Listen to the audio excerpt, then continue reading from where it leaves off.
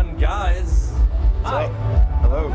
It's good to see you guys. Mechanical Bull is out. I'm not kidding when I say this is probably in my top 20 records of this year. And that's gotta feel nice because not to rehash too much, but coming off the, I guess the criticism of the last record, it seems like everyone's loving this and behind this. Yeah, it's the best response I feel like in a long time.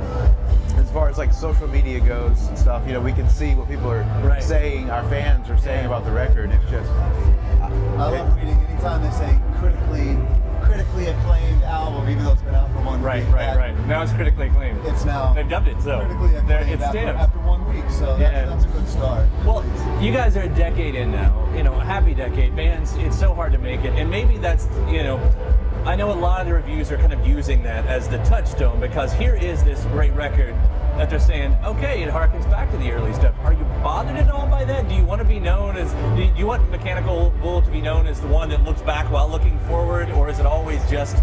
That's definitely not something we planned on or necessarily wanted, but I mean, if people like it, I mean, it seems people always like when bands go back to their first couple albums. You probably got artists like that too, right? Yeah, but no matter what type of record you make, you're going to have certain fans from certain eras of your career. They're going to be like, oh, that's just like... Yeah, you can only hear your first two records are the best for so long before it gets in your brain and then I guess affects the music slightly. So. Yeah. But there's stuff on there like Family Tree. Like that's different for you guys.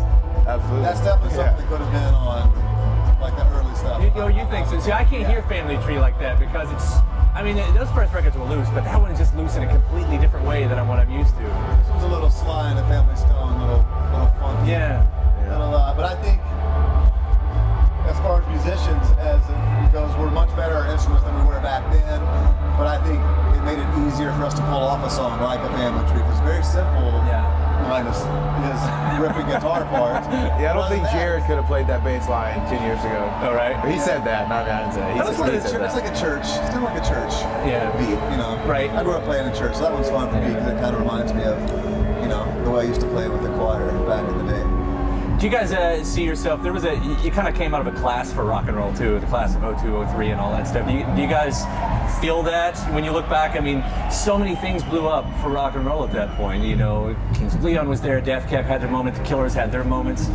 You know, when we look back, do you guys actually feel a part of it, like the yearbook moments, you know? I can't even remember those days, really. I honestly, the only time I ever really even can remember who came out, because we were in the UK, it was the garage rock scene, which was like us, the Strokes, right? It was Interpol, BRMC, Interpol, My Morning Jacket, all these great bands that came out. We stayed at the.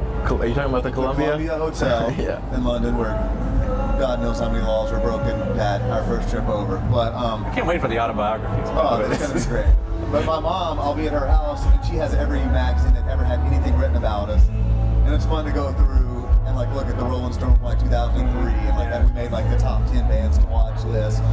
So it's kind of fun to just look at all the other bands that came out with you, and who's still around and who's gone. Who's around, who's gone, but not even for who's gone. It's just neat to, you know, we're I feel like we just got lucky. Still be around for sure. Yeah.